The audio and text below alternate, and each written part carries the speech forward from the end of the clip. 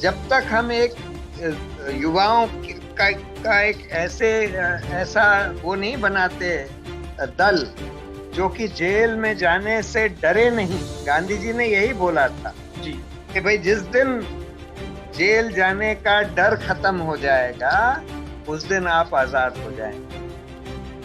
तो इसलिए, क्योंकि देखिए, अगर बहुत सारे लोग खड़े हो जाते हैं तो किस किस को जेल में डालेंगे।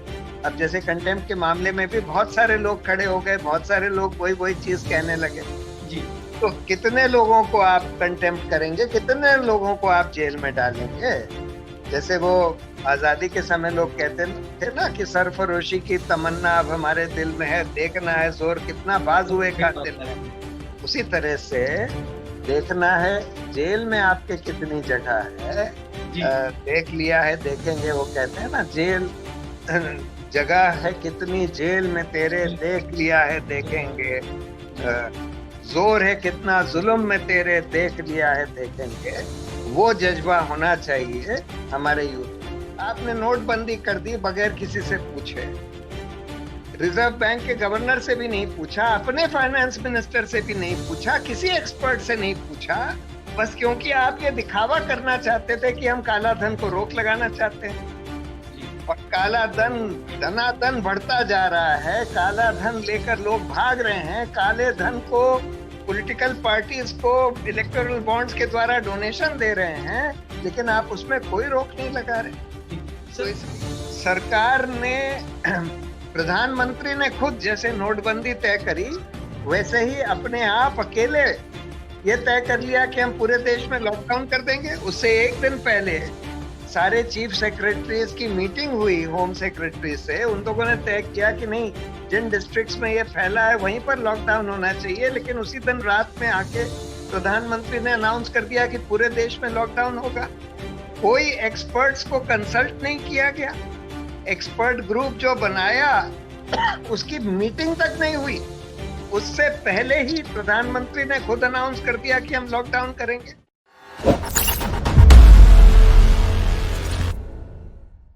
देखो, अगर आज हम ये देखें कि आज हमारा लोकतंत्र कहाँ खड़ा है, तो हमको ये मानना होगा कि आज लोकतंत्र जितना इमरजेंसी के समय खतरे में था उससे ज्यादा खतरे में है। ये मैं क्यों कहता हूं? क्योंकि आज सिर्फ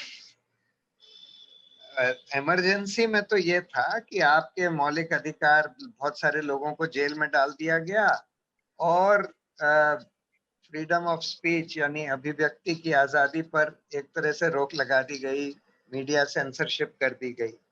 जी। लेकिन इमरजेंसी के समय भी इस तरह का जो हम आज देख रहे हैं ना कि कानून का राज जो खत्म होता जा रहा है, जो लोगों के ऊपर सड़कों पर लिंच मॉब्स के द्वारा हमले हो रहे हैं, खासकर मुस्लिम समाज के ऊपर, या जो लोग सरकार के खिलाफ बोलते हैं, हमले कई तरह से हो रहे हैं। उनके खिलाफ सेडिशन के केस चला दिए जाते हैं। जो जना सरकार के खिलाफ कुछ बोलता है उसके खिलाफ सेडिशन के केस चला दिए जाते हैं।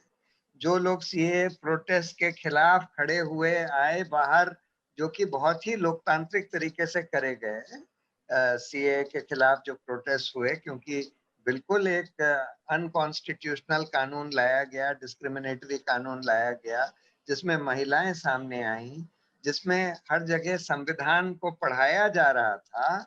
उसमें भी हम देख रहे हैं कि दिल्ली पुलिस उन लोगों को टारगेट कर रही है और ये कह रही है कि उन्होंने दंगे कराने की साजिश करी।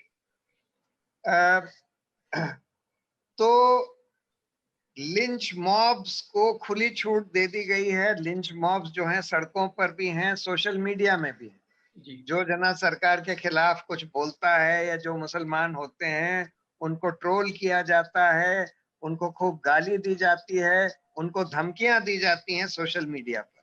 और अगर आप स्वाति चतुर्वेदी की किताब पढ़ें आई एम अ ट्रोल, तो उसमें ये साफ दिखाई देता है ये बीजेपी आईटी सेल के द्वारा संयोजित तरीके से किया जाता है और उसके मुखिया प्रधानमंत्री खुद हैं, जो कि इन ट्रोल्स को अपने घर, पहली बात तो उनको फॉलो करते हैं, उन लोगों के संग फोटो खिंचवाते हैं, उनको प्रधानमंत्री के घर पर चाय पर बुलाते हैं और वो लोग प्रधानमंत्री के साथ फोटो लेकर अपने फेसबुक पेज वगैरह पर लगा देते हैं कि proud to be followed by the prime minister etcetera. इसका पूरा संचालन प्रधानमंत्री खुद करते हैं, ये जो एक ट्रोल आर्मी जो बनाई गई। तो कानून का राज भी इस देश में से खत्म होता जा रहा है। इमरजेंसी के दौरान भी ऐसा नहीं हुआ कि बिल्कुल कानून का राज खत्म हो गया, और इमरजेंसी के दौरान भी जो हमारे लोकतांत्रिक संस्थान हैं, चाहे हम इलेक्शन कमीशन को ले लें, चाहे हम कंट्रोलर एंड ऑडिटर जनरल को ले लें, चाहे हम ये सारी इन्वेस्टिगेटिंग एजेंसीज को ले लें, ईडी, ये सीबीआई, एनआईए, पुलिस, इन सब पर जिस तरह का हमला, और खासकर न्यायपालिका पर, न्यायपालिका पर जिस तरह का हमला हुआ है, न्यायपालिका और इन सारे संस्थाओं के ऊपर, ऐसा कभी नहीं हुआ। कब ऐसा हुआ है कि कंट्रोलर एंड ऑडिटर जनरल ने सरकार के कहने पर रफाल के सौदे के ऑडिट से प्राइसिंग डिटेल्स उड़ा दिए हों? पहले कभी नहीं हुआ। कब ऐसा हुआ है कि ऑफसेट कॉन्ट्रैक्ट्स जो रफाल के थे वो पूरा सीएजी के ऑडिट से ही हटा दिया गया हो, जबकि काफी उसका ऑडिट हो चुका था, जब उसमें बहुत सारे घपले निकले और तो सरकार के कहने पर उसको हटा दिया गया। कब ऐसा हुआ है कि सरकार के द्वारा चुनी गई डेट्स को ही इलेक्शन कमीशन अनाउंस करता है कि भाई इस डेट पर चुनाव होगा? कब ऐसा हुआ है कि मॉडल कोड ऑफ कॉन्डक्ट का खुलेआम उल्लंघन प्रधानमंत्री और अमित शाह कर रहे हैं लेकिन उनको नहीं रोका जा रहा? कब ऐसा हुआ है कि एनफोर्समेंट डायरेक्टरेट द्वारा इस तरह की चीजें हो रही हो कि रिया चौधरी को आप नोटिस दे रहे हो क्योंकि सुशांत सिंह राजपूत का इस तरह से? कब ऐसा हुआ है कि मीडिया का ये हाल कर दिया हो कि दिन रात 1 महीने से सुशांत सिंह राजपूत के मौत को लेकर स्टोरीज चलाई जा रही हैं लोगों का असली मुद्दों से, बेरोजगारी वगैरह से ध्यान भटकाने के लिए? तो और जो इंडिपेंडेंट मीडिया जो बचा है, एनडीटीवी वगैरह, उनके खिलाफ एनफोर्समेंट डायरेक्टरेट वगैरह को लगा दिया हो। कब ऐसा हुआ है कि यूनिवर्सिटीज में वाइस चांसलर्स ऐसे अपॉइंट कर दिए हों जो कि सिर्फ आरएसएस के लोग हों, जिनको एजुकेशन के बारे में कुछ आता जाता ही ना हो, जो इस तरह की बात करने लगे कि भाई हम जेएनयू में टैंक लगा देंगे, हम जिससे कि लोगों को देशभक्ति समझ में आए। और जो लोग अपनी यूनिवर्सिटीज पर ही हमला होता हुआ देख रहे हैं कि गुंडे आ गए जेएनयू के अंदर और गुंडों ने वहां पर जाके टीचर्स और स्टूडेंट्स को पीट दिया, पुलिस के संरक्षण में आए, लेकिन वाइस चांसलर कुछ करता ही नहीं है। सब तो हर तरह से लोकतंत्र का हनन हुआ है, अभिव्यक्ति की आजादी पर हमला हुआ है, बहुत जबरदस्त हमला हुआ है, जो कि इमरजेंसी के दौरान भी ऐसा जबरदस्त हमला लोकतंत्र के ऊपर नहीं हुआ। फिर तुमने पूछा सांप्रदायिकता। कब ऐसा हमने देखा कि व्हाट्सएप के द्वारा, इसीलिए व्हाट्सएप यूनिवर्सिटी कहा जाता है, व्हाट्सएप के द्वारा ऐसा हेट फैलाया गया, ऐसी झूठी झूठी खबरें मुसलमानों के खिलाफ, फैब्रिकेटेड वीडियोस वगैरह चलाए गए, और मेन स्ट्रीम मीडिया में भी दिन रात हिंदू मुस्लिम और मुस्लिम्स के खिलाफ नफरत फैलाने का पूरा अभियान चलाया जा रहा है। ऐसा तो कब ऐसा हुआ है कि देश का प्रधानमंत्री एक मंदिर के इनॉग्रेशन के फंक्शन में उसके फाउंडेशन स्टोन में चला गया? एक सेकुलर देश में तो ये होना ही नहीं चाहिए, हो ही नहीं सकता, सरकार इस तरह का काम कर ही नहीं सकती, लेकिन अनफॉर्चुनेटली ये सब हो रहा है। और सुप्रीम कोर्ट और जो जिसका काम है इन सब चीजों को रोकना, ये सब लोकतंत्र के हनन को रोकना, अब लोकतांत्रिक संस्थाओं की रक्षा करना, वो नहीं हो रही। कई साल से हम ये देख रहे हैं। तो इसलिए पूरा हिंदू राष्ट्र बनाने का अभियान चलाया जा रहा है, लोगों को मुसलमानों के खिलाफ भड़काया जा रहा है, नफरत फैलाई जा रही है, और ये सरकार और उसके सारे तंत्र और जो मीडिया जिसको कैप्चर कर लिया है उसके द्वारा करा जा रहा है। अब तीसरा सवाल तुमने ये पूछा कि जो आर्थिक नीतियां, जी आर्थिक नीतियों में तो अब देखिए, ये कोविड के दौरान, लॉकडाउन के दौरान ऑर्डिनेंस से सारे लेबर प्रोटेक्शन लॉज को खत्म करने जी की इन्होंने पूरी कोशिश करी कि जी सारा लेबर प्रोटेक्शन खत्म हो जाए। लॉकडाउन की वजह से करोड़ों लोगों की नौकरियां खत्म हो गई, माइग्रेंट वर्कर्स बेरोजगार हो गए। कोई नीति नहीं बनाई गई कि उनको कोई कम से कम मिनिमम वेज मिल सके। अरे भाई, राइट टू एम्प्लॉयमेंट कायदे से एक फंडामेंटल राइट होना चाहिए। डिजास्टर मैनेजमेंट एक्ट ये कहता है कि आपको डिजास्टर के लिए, ये तो एक ऐसी आपदा थी जिसमें आपने पूरे देश में लॉकडाउन कर दिया, उसके लिए आपको एक नेशनल प्लान बनाने की जरूरत थी, कोई नहीं बनाया गया। सरकार ने प्रधानमंत्री ने खुद जैसे नोटबंदी तय करी, वैसे ही अपने आप अकेले ये तय कर लिया कि हम पूरे देश में लॉकडाउन कर देंगे। उससे एक दिन पहले सारे चीफ सेक्रेटरीज की मीटिंग हुई होम सेक्रेटरी से, उन लोगों ने तय किया कि नहीं, जिन डिस्ट्रिक्ट्स में ये फैला है वहीं पर लॉकडाउन होना चाहिए। लेकिन उसी दिन रात में आके प्रधानमंत्री ने अनाउंस कर दिया कि पूरे देश में लॉकडाउन होगा। कोई एक्सपर्ट्स को कंसल्ट नहीं किया गया, एक्सपर्ट ग्रुप जो बनाया उसकी मीटिंग तक नहीं हुई, उससे पहले ही प्रधानमंत्री ने खुद अनाउंस कर दिया कि हम लॉकडाउन करेंगे।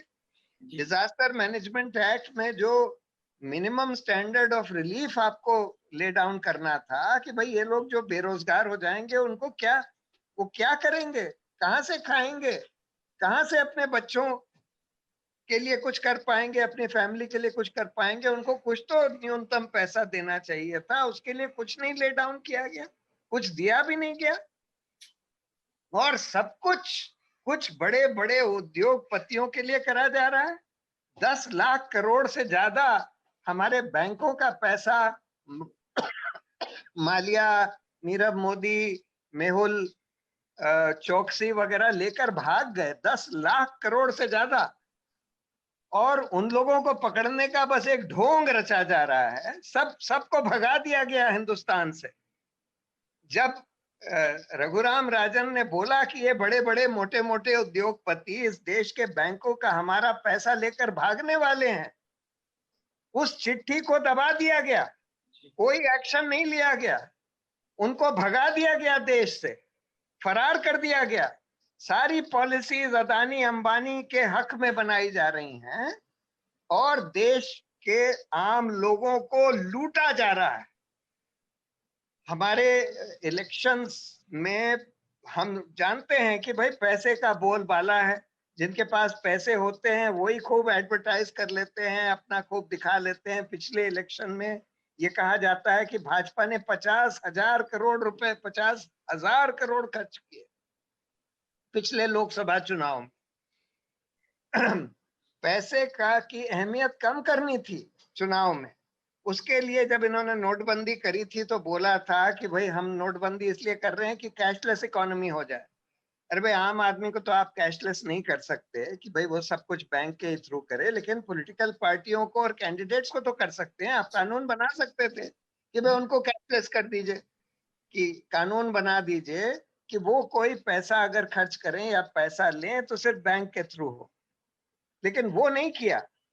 पॉलिटिकल पार्टीज की स्पेंडिंग पर लिमिट लगानी चाहिए थी, वो नहीं लगाई। उल्टे 3 कानून ऐसे बदल दिए गए कि जिससे कि पॉलिटिकल पार्टीज फॉरेन डोनेशन भी ले सके। यहां तो एनजीओस को परेशान किया जा रहा है कि भाई तुमने फॉरेन फंडिंग ले ली, पर जो कानून बना था वो इसलिए बना था कि पॉलिटिकल पार्टीज और पब्लिक सर्वेंट्स फॉरेन फंडिंग ना ले पाए, फॉरेन इन्फ्लुएंस में ना आ पाए। आपने उस कानून को बदल दिया कि अब पॉलिटिकल पार्टीज फॉरेन फंडिंग भी ले सके। आपने ये भी कानून बदल दिया कि कॉरपोरेशंस जो हैं अपने प्रॉफिट का 7.5% से ज्यादा पॉलिटिकल डोनेशंस नहीं दे सकते, वो लिमिट ही हटा दी। अब कितना भी दे सकते हैं आप, 100% पूरा भी दे सकते हैं, उससे ज्यादा भी दे सकते हैं। फिर एक आपने इलेक्टोरल बॉन्ड्स इंट्रोड्यूस कर दिया कि जिससे कि बैंक के थ्रू भी जो पैसा दिया जाए वो भी घूस के तौर पर अनोनिमस तरीके से दिया जा सके, कि कोई भी आदमी, कोई भी कंपनी जाकर इलेक्टोरल बॉन्ड्स खरीद ले, जो बेरर बॉन्ड्स होते हैं जिसमें किसी का नाम नहीं होता, 50 करोड़ के, 100 करोड़ के इलेक्टोरल बॉन्ड्स खरीद के और घूस के तौर पर भाजपा को दे दे, और इसीलिए भाजपा को 90% से ज्यादा इलेक्टोरल बॉन्ड्स का पैसा मिला है। आप पर्यावरण के सारे कानून बदल रहे हैं, इसलिए अभी आपने कोल लीज दे दी छत्तीसगढ़ में, झारखंड में नो गो एरियाज में, सारे आप उसके रेगुलेटरी कानून बदल रहे हैं कि कोई, जैसे 4 धाम की जो रोड है, पहले कानून ये कहता था कि 50 किलोमीटर से ज्यादा की अगर कोई रोड होगी तो उसका एनवायरमेंटल क्लियरेंस होगा। आपने उसको 9 हिस्सों में बांट दिया, 500 किलोमीटर की रोड है, 11 हिस्सों में बांट दिया और बोल दिया कि अब कोई एनवायरमेंटल क्लियरेंस की जरूरत ही नहीं है। यानी कि एनवायरमेंटल कंसर्न्स की धज्जियां उड़ा दी गई, और एक ऐसे मूर्ख प्रकाश जावड़ेकर को वहां बैठा दिया गया है जिसको पर्यावरण का कुछ भी नहीं आता। और ये हम देख रहे हैं कि सारे मंत्रालयों में हो रहा है कि ऐसे ऐसे लोगों को, निर्मला सीतारमण को फाइनेंस मिनिस्टर बना दिया है, कुछ भी नहीं आता फाइनेंस के बारे में, फिर भी उनको फाइनेंस मिनिस्टर बना दिया है। तो मतलब कोई कंसर्न नहीं है कि आम आदमी का क्या हो क्या ना हो, सब कुछ प्रोपेगेंडा से, दिखावे से चलाने की बात है।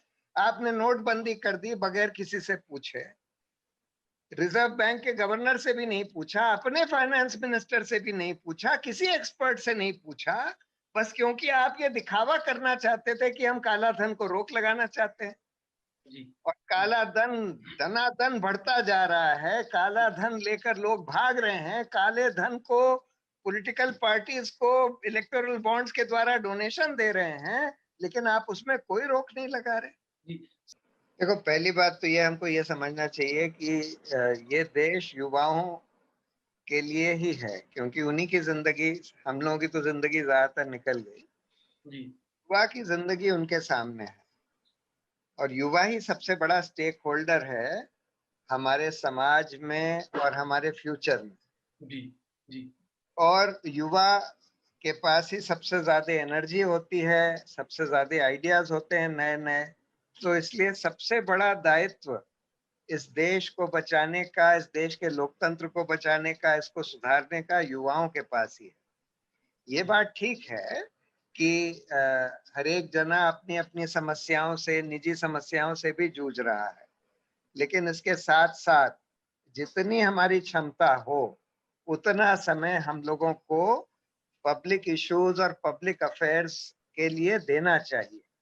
और उसमें हम लोग, पहली बात तो पहले हमारा यूथ का दायित्व है कि वो पहले पढ़े, सोचे, समझे कि देश में हो क्या रहा है, समाज में हो क्या रहा है, क्या खामियां हैं, क्या सुधार होने चाहिए।